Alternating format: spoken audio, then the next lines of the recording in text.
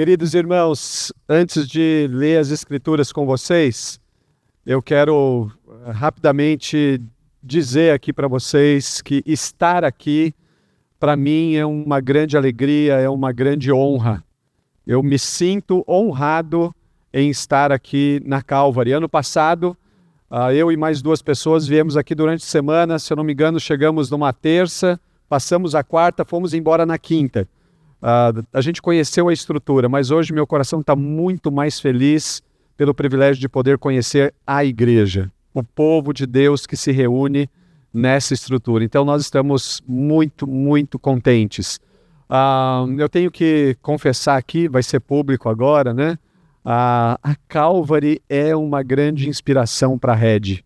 Então eu trago aqui um abraço da Red para todos vocês. Vocês nos inspiram muito, muito, muito mesmo. Nós louvamos a Deus por aquilo que Deus tem feito aqui, usando a vida do Diego, da Aline, o ministério que Deus tem dado a eles. O Diego é uma referência, o Diego é uma influência na nossa igreja, então eu aproveito para agradecê-los por liberarem o Diego 4 anos seguidos para estarem conosco lá em Macaé, na Red. Temos sido muito abençoados e certamente Deus tem usado o Diego, aquilo que ele sabe, aquilo que ele conhece, aquilo que ele já aprendeu, para que nós como igreja também fôssemos abençoados. Então obrigado, Calvary. Diego, obrigado, que honra, que prazer estar aqui. Eu gostaria de convidá-los nessa tarde a abrirem as suas Bíblias comigo no Evangelho de Marcos. Evangelho de Marcos é um desses evangelhos, eu gosto muito do Evangelho de Marcos e gosto do Evangelho de Marcos, porque Marcos ele escreve de um jeito muito direto, ele vai direto ao ponto. Se você sentar e ler o Evangelho de Marcos, e dá para fazer isso tranquilamente em talvez 1h30, 2 horas, porque é um evangelho pequeno. Ele é pequeno porque ele vai direto ao ponto. Mas se você lê ele numa pegada só, a hora que você chega no capítulo 16, você está com a língua para fora. Porque para Marcos tudo é e imediatamente, e logo depois. Ele vai retratando a vida de Jesus de um jeito que Jesus não para nunca. Agora, o curioso é que o Evangelho de Marcos, ele é um evangelho que foi escrito a partir das memórias de Pedro. Porque Marcos não foi um discípulo que andou com Jesus. Mas Marcos foi alguém que acompanhou o ministério de Pedro. E Pedro, então, ao lado de Marcos ele registra as suas memórias. E, obviamente, Pedro ele tinha uma intenção.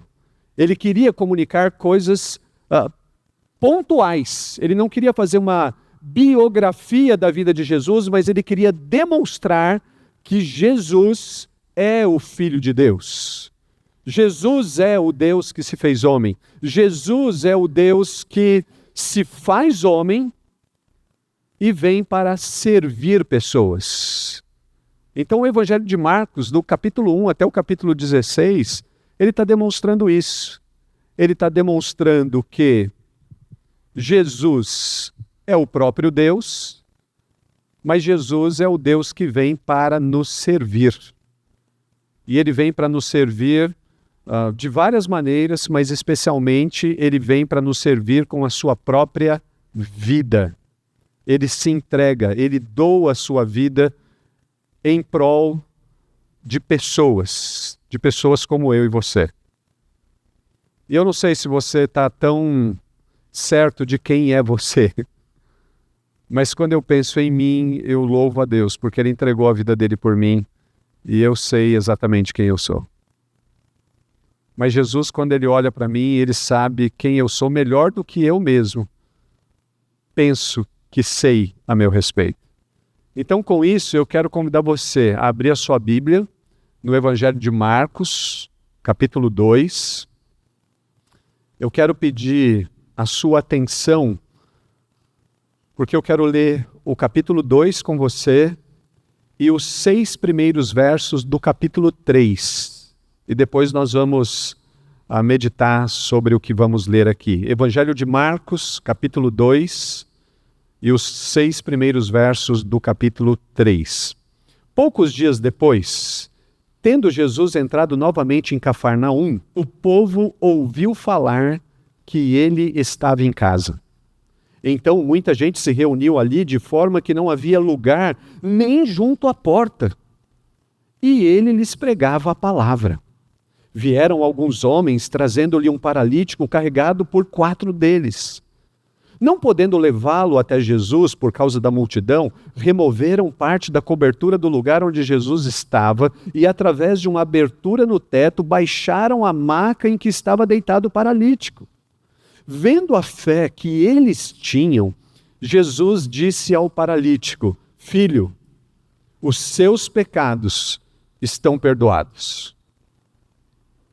Estavam sentados ali alguns mestres da lei, raciocinando em seu íntimo. Por que esse homem fala assim? Está blasfemando. Quem pode perdoar pecados a não ser somente Deus? Jesus percebeu logo em seu espírito que era isso que eles estavam pensando e lhes disse: por que vocês estão remoendo estas coisas em seus corações? Que é mais fácil dizer ao paralítico: os seus pecados estão perdoados, ou levante-se, pegue sua maca e ande? Irmãos, me permita fazer uma pausa aqui. O que é mais fácil dizer? Levante, ande, ou seus pecados estão perdoados? Talvez imediatamente a gente diga assim: é claro que é muito mais fácil dizer levante-se e ande, não é? Porque para perdoar pecado Jesus teve que morrer. Ele teve que servir aquele paralítico com a própria vida. Então é muito mais difícil dizer os seus pecados estão perdoados. Porque para perdoar pecados, Jesus ele pagou um preço. Ele pagou com a sua própria vida. A gente não pode perder isso do nosso horizonte. O pecado custa. Mas Jesus paga. Louvado seja Jesus. Continuamos. Mas para que vocês saibam que o Filho do Homem tem na terra autoridade para perdoar pecados, disse ao paralítico: eu lhes digo, levante-se, pegue a sua maca e vá para casa. Ele se levantou, pegou a maca e saiu à vista de todos. Estes ficaram atônitos e glorificaram a Deus, dizendo: nunca vimos nada igual. Jesus saiu outra vez para a beira-mar, uma grande multidão aproximou-se e ele começou a ensiná-los.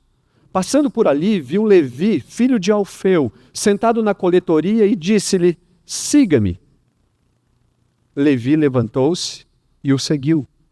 Durante uma refeição na casa de Levi, muitos publicanos e pecadores estavam comendo com Jesus e seus discípulos, pois haviam muitos que o seguiam. Quando os mestres da lei, que eram fariseus, o viram comendo com pecadores e publicanos, perguntaram aos discípulos de Jesus: por que ele come com publicanos e pecadores?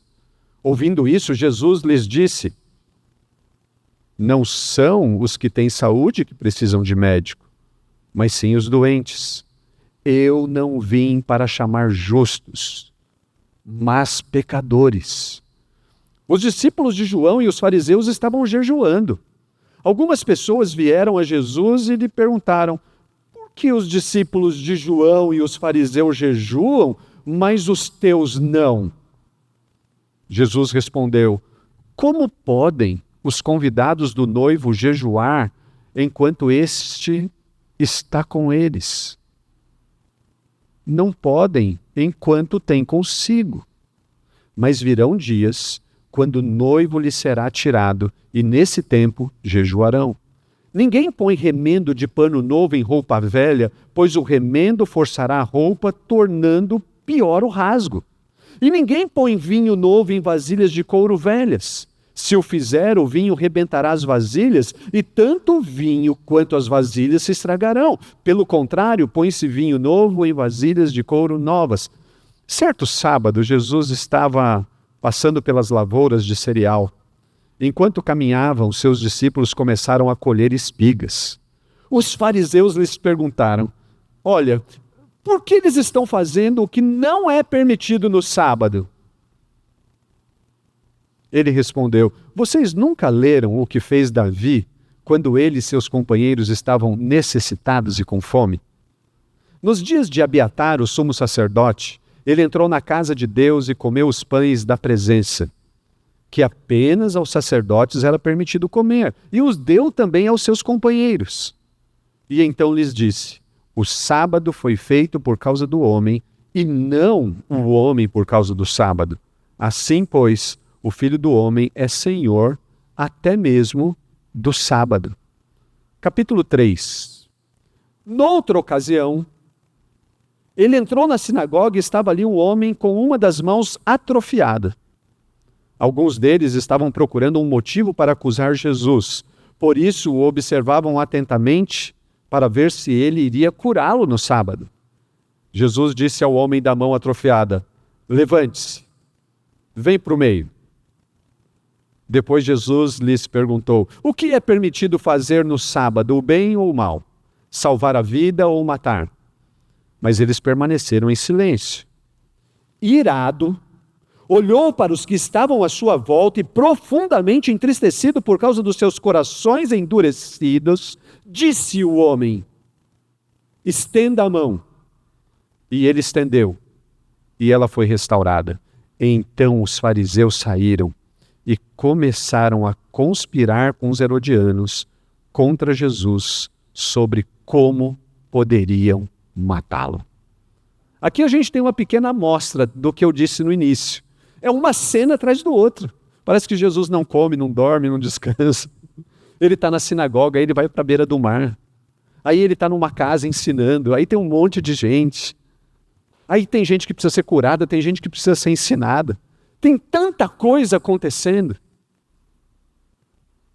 Mas, gente, quando eu olho para esse texto, e especialmente para esse grande bloco, que começa no capítulo 2 e vai até o capítulo 3, verso 6, tem algumas coisas aqui nesse bloco que me chamam muita atenção. Esse bloco me chama a atenção para 3 coisas. Jesus vê, Jesus faz, Jesus responde. Conseguem guardar essas 3 coisas? Vamos lá. Jesus Jesus vê, faz e responde. Só que quando Jesus está vendo, ele vê de um jeito completamente diferente. Quando Jesus está fazendo, ele faz além do que é o esperado. E quando Jesus responde, ele também responde com uma amplitude que é surpreendente. Por isso a gente vê as pessoas do jeito que estão, as pessoas estão surpresas.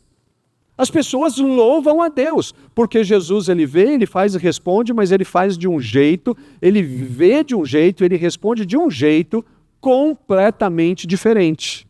Então eu vou introduzir isso aqui, mas se você chegar na sua casa e de novo ler esse bloco, você vai ver, é verdade. Então acompanhe comigo.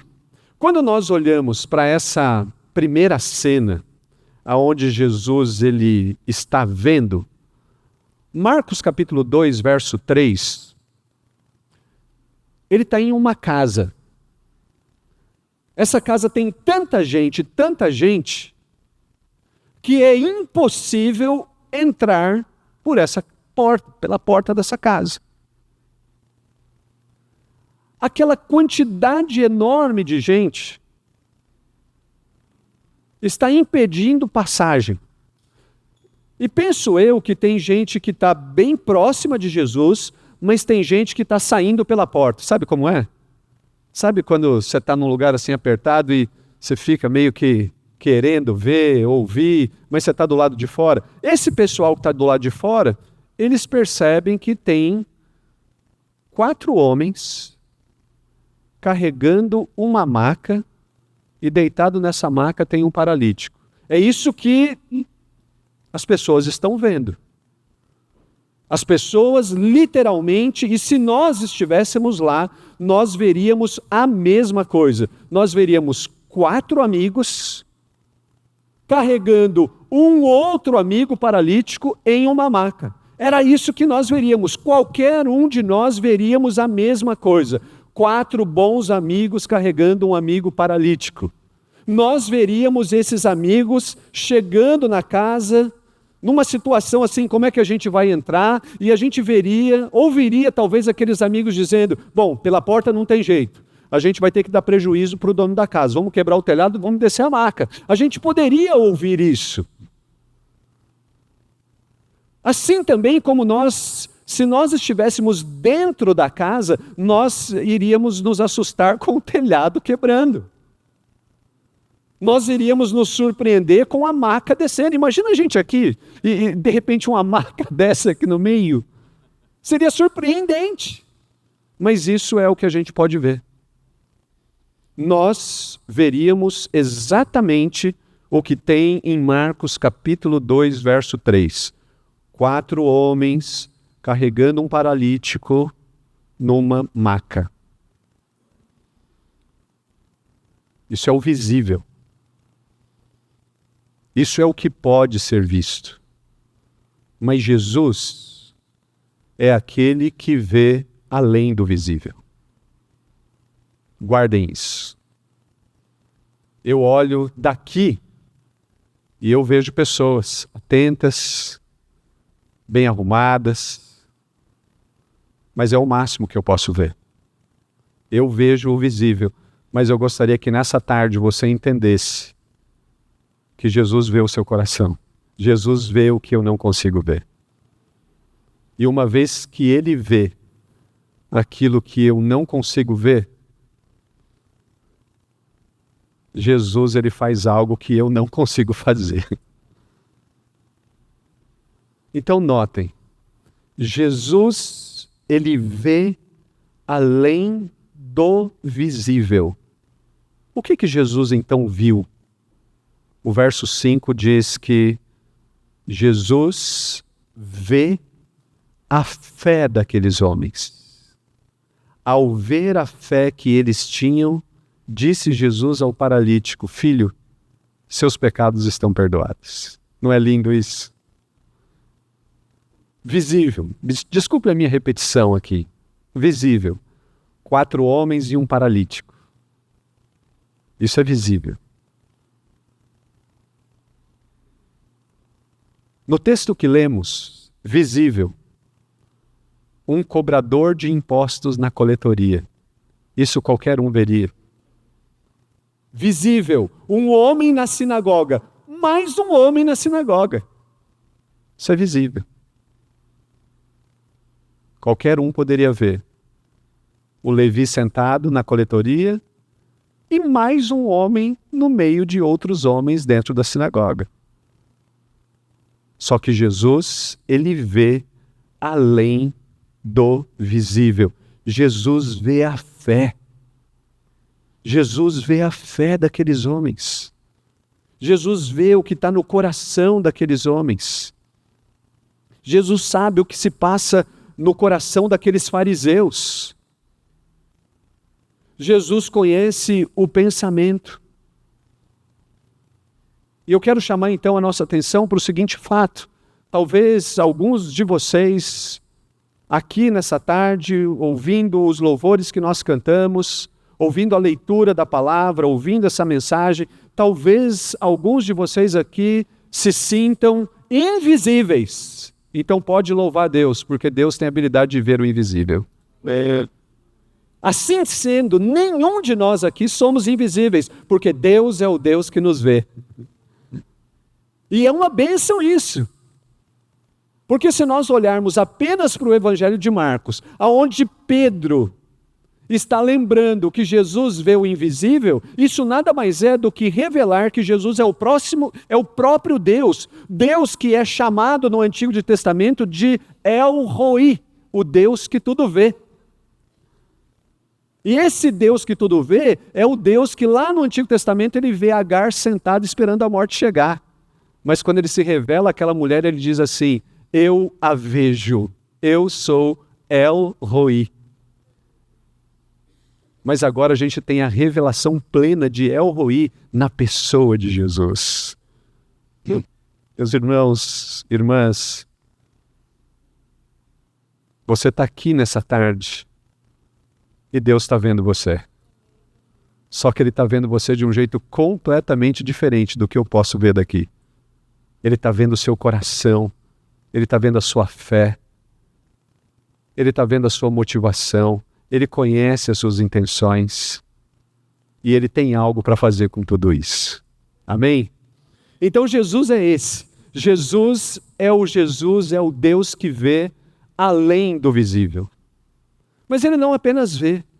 No texto que nós lemos, nós nos deparamos com o fato de que Jesus é aquele que faz além do esperado. Aqueles 4 amigos, gente, e eu queria que vocês entendessem algo. Aqueles 4 amigos estão empregando um grande esforço para levar aquele amigo paralítico até Jesus. Eles tinham algum tipo de convicção. Se a gente fosse ler também o capítulo 1, a gente se depara com o fato de que a fama de Jesus estava percorrendo por todos os lugares, que Jesus cura, que Jesus liberta, que Jesus ensina. Aqueles 4 amigos, apenas de ouvirem, eles dizem, vamos até lá. Vamos empregar todo o nosso esforço, toda a nossa energia, para que, quem sabe, esse Jesus faça algo pelo nosso amigo. Vejam, então eles estão indo até Jesus e eles têm expectativas.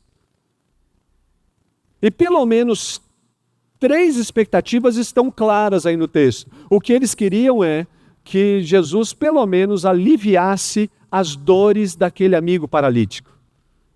Porque afinal de contas ele está em uma maca, deitado o tempo inteiro, e ele deve ter muitas dores. Então, se Jesus não levantar o nosso amigo da maca, quem sabe ele não alivia as dores do nosso amigo. Quem sabe se Jesus não aliviar as dores, porque dor é um negócio difícil de diagnosticar, de tratar, quem sabe Jesus não consiga aliviar o desconforto desse nosso amigo. Quem sabe Jesus não faz o que ele já fez em outros lugares e também não cure o nosso amigo paralítico, tirando ele da maca. Então notem, aqueles homens, eles têm expectativas. Alívio da dor, alívio do desconforto ou cura. Eles têm intenções, eles têm motivações, eles têm desejos, eles estão procurando por algo. Eles dão prejuízo para o dono da casa, eles baixam a maca. Aí Jesus olha lá para o paralítico e fala assim, filho, seus pecados estão perdoados.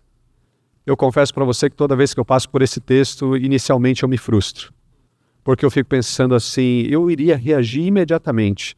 Jesus, Senhor, me desculpa, mas eu não vim aqui para pecado ser perdoado. Eu vim aqui para outra coisa. Senhor, me perdoa. Mas a gente andou, não foi fácil. E o Senhor está perdoando pecados. A gente não veio aqui para isso.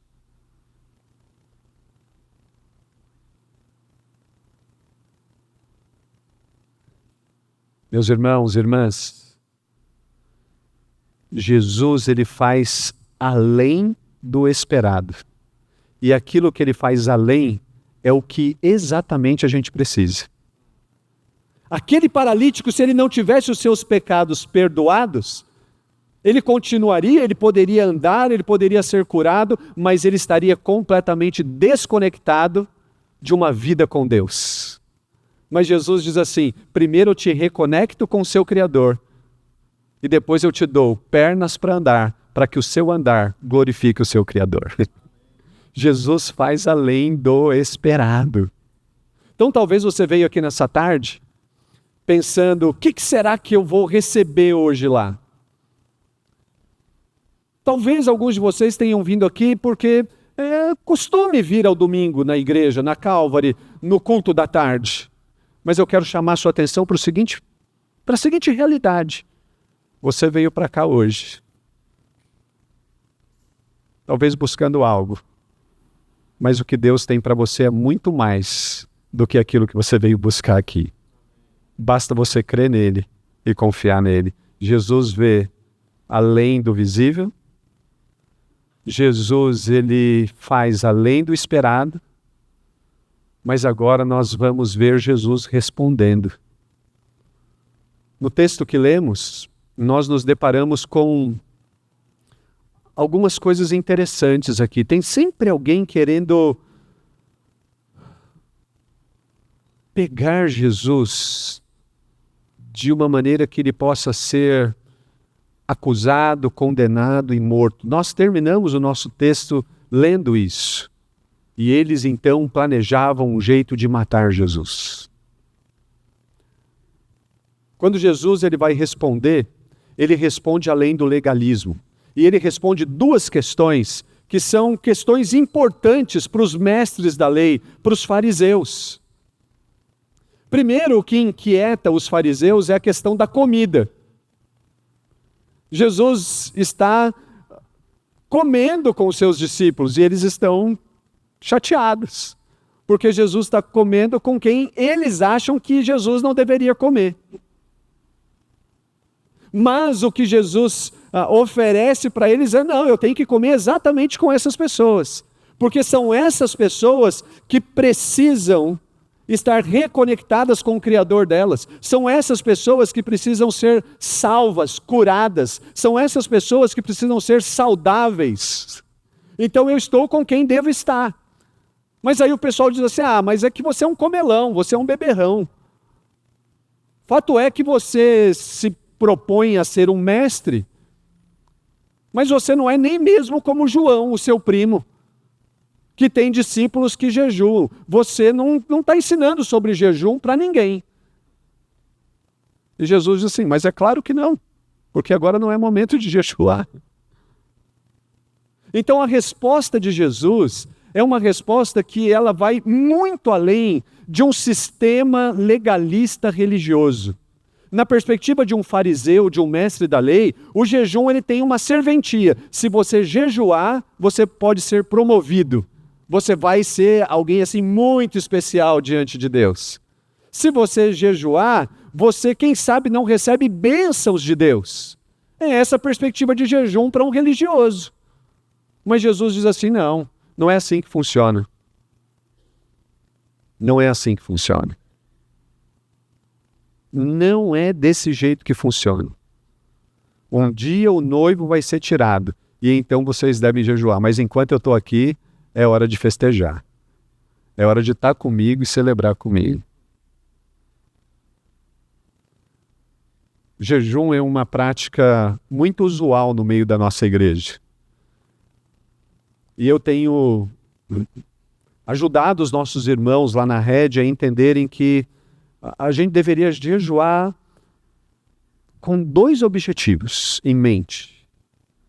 Objetivo número 1, jejuar para descobrir quais são os deuses que governam a nossa vida. E a gente tem jejuado e alguns têm descoberto, a comida se tornou um deus na minha vida. Mas uma outra razão do porquê nós temos essa prática no meio da nossa igreja é porque nós acreditamos que quando nós jejuamos, o nosso apetite por Deus cresce. E nós queremos mais de Deus na nossa vida. E é assim que Jesus responde para aquelas pessoas. Um dia eu vou ser tirado. E quem sabe se você jejuar, você não possa experimentar mais de mim, mesmo eu não estando entre vocês. Não tem religiosidade. Não é meio de troca. Não é para que você seja um crente melhor, mas é para que você seja um crente melhor nutrido, com a presença de Jesus em você, que muitas vezes você deixa de perceber porque você está ligado a tantas outras coisas. Então a resposta de Jesus é, quando eu não estiver mais aqui, talvez o jejum te ajude a perceber que eu sempre estarei com você. Eu nunca vou te abandonar. Eu nunca vou te deixar. Eu vou continuar te vendo, eu vou continuar fazendo coisas e eu vou continuar respondendo a toda e qualquer necessidade que você tiver. Mas tem uma outra questão que incomoda os religiosos, que é a questão do sábado. Vocês notaram isso? O pessoal está fazendo coisas no sábado. Jesus curou aquele homem na sinagoga e era sábado. Jesus fica irado de ver naquelas pessoas na sinagoga, nos mestres religiosos, que eles são pessoas que amam mais a lei do que o Senhor da lei e as pessoas. Assim sendo, Jesus diz, vejam, vocês tratam o sábado como uma espécie de critério de avaliação. Se eu guardo o sábado, eu sou bom. Se eu não guardo o sábado, eu não sou bom. Não é isso. Vocês olham para o sábado e o sábado para vocês é meio de alcançar justiça. Mas Jesus vai responder o seguinte: só tem jeito de ser justo se vocês crerem em mim, em quem eu sou. Só tem jeito de vocês serem, de uma certa maneira, bem avaliados se vocês confiarem em mim e não em vocês. A resposta de Jesus então é: o sábado foi feito por causa do homem e não o homem por causa do sábado. O sábado foi feito para que você descanse em mim. O sábado foi feito para que você lembre que eu vejo além do visível, faço além do esperado. O sábado foi feito para que você confie em mim. O sábado foi feito para que você descanse em mim e continue experimentando de tudo que eu fiz, de tudo que eu criei. Então, meus irmãos, nessa tarde, eu gostaria de chamar nossa atenção apenas para isso. E eu espero que em alguma medida isso encontre um lugar no seu coração. Jesus, ele vê além do visível. Jesus, ele faz além do esperado. Jesus responde além do legalismo. Sabe por que ele faz isso? Porque ele é o próprio Deus. Jesus é o Deus que vê, faz e responde, porque ele é o próprio Deus, com toda a autoridade nos céus, com toda a autoridade na terra, com toda a autoridade sobre a tua vida. Você está aqui nessa tarde. Ele está vendo você. Você está aqui nessa tarde. E ele está fazendo algo em você. Talvez você não consiga ver exatamente o que ele está fazendo, mas o fato de você estar aqui, na presença dele, é suficiente para que algo seja feito em você. Vamos orar, abaixe sua cabeça. Senhor, obrigado por esses irmãos queridos, amados. Obrigado por esses irmãos que o Senhor vê.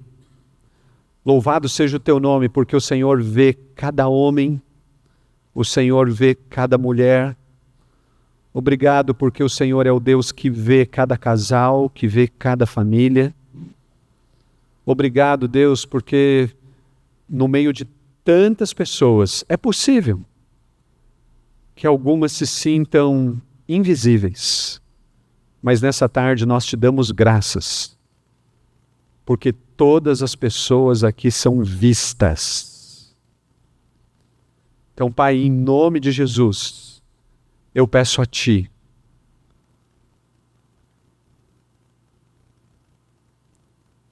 que aquele ou aquela que tem se sentido invisível,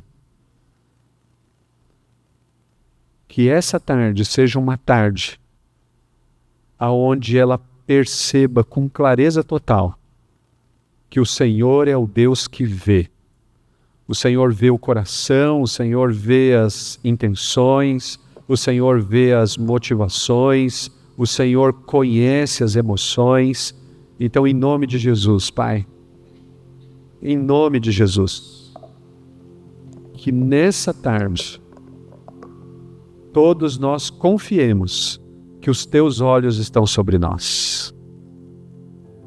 Mas, Senhor, diante de Ti, nós pedimos mais ao Senhor. Nós pedimos que o Senhor faça em nossas vidas, além daquilo que estamos esperando. Por favor, Senhor. Talvez algumas pessoas vieram aqui nessa tarde em busca de respostas, em busca de segurança, em busca de significado, em busca de orientação, em busca de ajuda. Então, meu pedido a Ti, por cada um de nós aqui, é que nessa tarde o Senhor faça além. E que o Senhor faça tudo isso para a Tua glória, para o Teu louvor, para o bem de cada um de nós, mas também para a edificação da Tua igreja. Abençoe Teu povo, abençoe cada homem, cada mulher, cada casal, abençoe cada família, com a convicção e a certeza de que Tu és o Deus que vê todas as coisas e nada escapa aos Teus olhos. Traz sobre a Tua igreja, traz sobre o Teu povo descanso, convicção, certeza de que Tu és El Roi, o Deus que tudo vê. Te agradecemos, Senhor, porque estás aqui. Te louvamos, porque Tu és o Deus que ouve e responde às orações. E nós fazemos isso em nome de Jesus. Amém, amém, amém.